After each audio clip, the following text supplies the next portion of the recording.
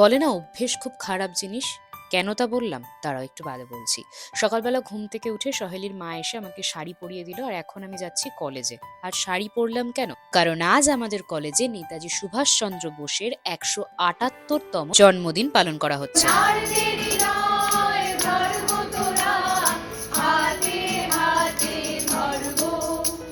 বন্দে মাতরম, জয় হ্যাঁ হিন্দ। জানি, তোমরাও আমার এই মিনি ব্লগটা দেখতে দেখতে ভাবছো তোমরাও তো স্কুল জীবনে ঠিক এইভাবেই নেতাজির বার্থডে পালন করতে, তাই না?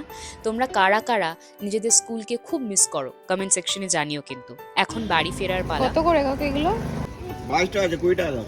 আর আজ কলেজ থেকে বাড়ি ফেরার পথে কার সঙ্গে দেখা হলো জানো? তুই করছো রাস্তার মাঝখানে বসে? এদিকে তাকাও। কি মিষ্টি না। দেখো চলে এলাম বাড়িতে তোমাদের সঙ্গে কথা বলতে বলতে। কোথায় যাচ্ছ তুমি? এই ভর দুপুরে বাড়ি যাচ্ছে? দিদা এখন বাড়ি চলে যাচ্ছে, তোমাদের সঙ্গে দেখা হবে কাল।